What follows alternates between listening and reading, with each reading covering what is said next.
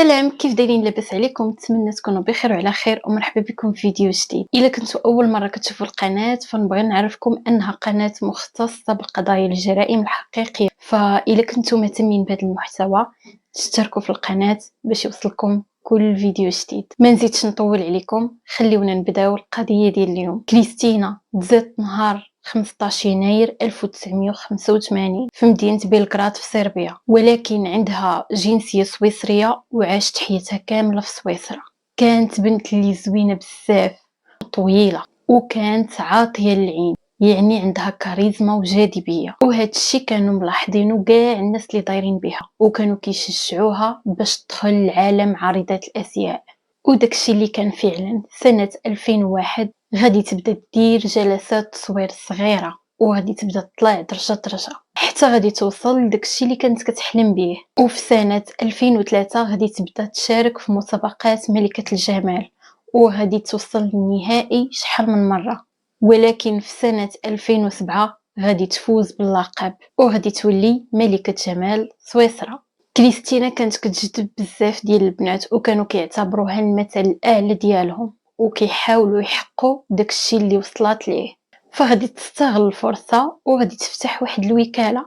هاد الوكاله غادي تكون كتعاون البنات اللي بغاو يوليو عارضات الازياء كيفاش يوقفوا بحالهم، كيفاش يتمشاو، كيفاش يهضروا، وحتى البنات اللي باغيين يشاركوا في مسابقات ملكة الجمال غادي تكون كتعاونهم من الاول حتى الاخر. وفعلا وحده منهم غادي تفوز باللقب سنة 2013 واللي كان سميتها دومينيك. بدات معها كيف قلت لكم من الاول حتى فازت باللقب، وكانت كتعلم حتى العيالات اللي بغاو يتعلموا الاتيكيت، كيفاش يهضروا، كيفاش يجلسوا، كيفاش يتمشاو، كيفاش ياكلوا، المهم كل حاجه كتخص هاد الشيء هذا. حياتها كانت ناجحه 100% وكتحقق اكثر من داكشي اللي كانت متوقعه، والثروه ديالها كانت واصله لمليون دولار.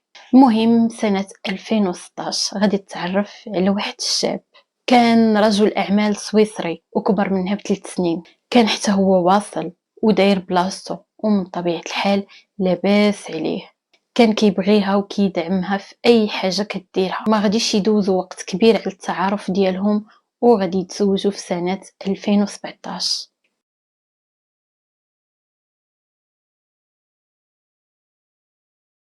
كانوا عايشين بخير وعلى خير وما عندهم حتى شي مشكل في حياتهم وفرحانين مع بعضياتهم. وفي سنة 2020 غادي يولدوا بنتهم الأولى، وفي سنة 2021 غادي يولدوا البنت الثانية. كريستينا كانت كتشارك حياتها في مواقع التواصل الاجتماعي وكانت عايشة واحد الحياة تمناها أي بنت، ناجحة في حياتها وفي خدمتها ومزوجة براجل كامل مكمول لاباس عليه وناجح في خدمته وكيبغيها وكيدعمها في اي حاجه كديرها.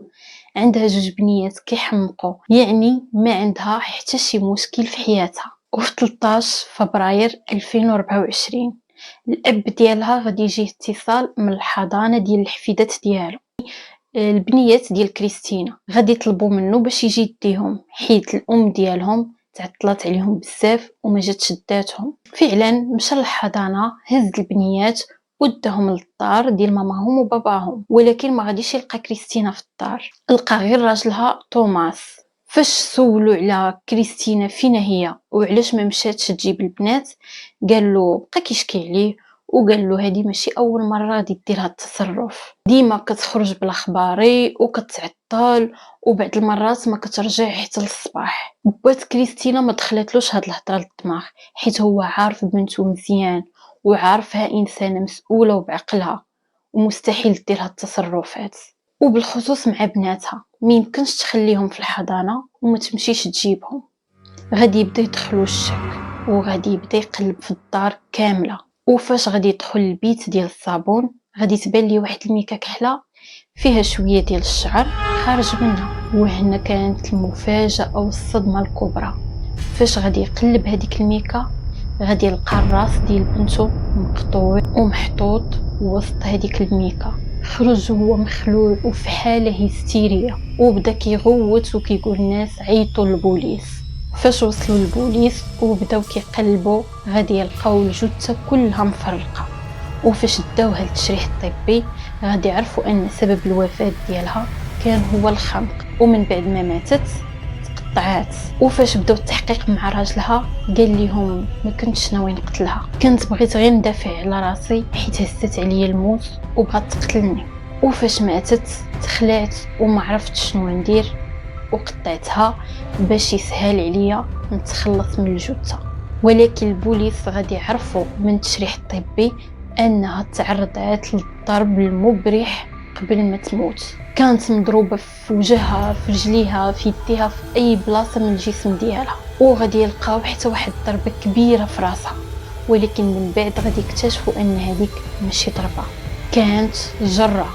يعني جرها من شعرها حتى حيد ليها الشعر بالجلده ديالو. وعرفوا انه استخدم المنشار والموس والمقص ديال الجرادي باش قطع الجثه.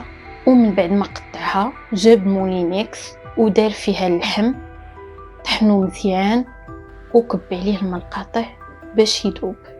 وقبل كاع ما يقطعها هرس ليها كاع المفاصل ديالها. فاش البوليس بداو كيسولوا صحابها غادي يكتشفوا ان حياتها كانت كلها كذبه، حيت كانوا كيبينوا انهم فرحانين ومرتاحين وبيناتهم حب كبير. ولكن ماشي هو هذا الواقع، حيت كريستينا كانت كتعرض دائما للعنف، وهذا الشيء حتى قبل من الزواج ديالهم. وقالوا لهم ان كريستينا واحد النهار قالت لهم باللي توماس داز ليها على رجليها بالطوموبيل. وفي واحد النهار شي واحد من المعارف ديالهم غادي يشوفوه هو كيخنقها. وقبل شهرين من الجريمه كريستينا كانت اتصلت بالبوليس وقالت لهم باللي كتعرض للعنف. وفي شهر مارس سنه 2024 توماس غادي يدير اعاده تمثيل الجريمه وغادي يعترف بكل شيء. ولكن في المحكمه غادي يقول لهم باللي غير كنت كندافع على راسي وما كنتش ناوي نقتلها. ولكن المدعي العام قال لهم ان الطريقه باش قتلها كان كيبان انه حاقد عليها بزاف وكان مخطط للجريمه قبل، وما كان لا خايف ولا متوتر. وقبل ما يرتكب الجريمه كان كيدخل وكيقلب على الطريقه ديال تشريح الجثث، وانه انسان عنيف وغير سوي وعنده طاقه اجراميه كبيره. وقالوا ان السبب اللي وصلهم لهاد المشاكل الكبيره هي واحد الشراكه كان دايرها توماس سنه 2022 وكان خسر فيها فلوس كتيره بزاف، ومن تما وهو عصبي لاقصى درجه ولا صعيب باش تفهم معاه اولا تعيش معاه. ولكن واخا هكا كريستينا كانت صابره معاه على امل انه غادي يجي واحد النهار وغادي تبدل فيه. ولكن ملي بدات كتشوف ان الامور غير ما كتزيد وكتخرج على السيطره قالت لصحابها باللي كتفكر باش تفارق معاه. ولكن كانت خايفه بزاف من رده الفعل ديالو، وقبل شهر من الجريمه غادي تقولها ليه. ولكن بدا كيطلب فيها وكيبكي عليها وكيقول ليها ما تفارقيش معايا وكنوعدك باللي الامور غادي تغير وغادي يرجع كل شيء مزيان وحسن من الاول. لكن كريستينا كانت مصره على الفراق، وهنا توماس غادي يبدا يشوف الدنيا كلها كحله. خسر المشروع ديالو وخسر فلوس كتيره، ودابا غادي يخسر مراته وبناته والنص في الممتلكات ديالو. في نظركم شنو هو السبب اللي خلى توماس يوصل لهاد الدرجه؟ وكريستينا علاش ما تفرقتش معاه من الاول؟ علاش قبلت تكمل معاه واخا هي انسانه ناجحه وحياتها ما وقفاش على شي واحد؟ وشنو هو الحكم اللي كتشوفوه يستاهلو توماس؟ ما تنساوش تخليو لي ارائكم في التعليقات. اما انا نشوفكم في الفيديو الجاي وفي قضيه جديده. سلامه.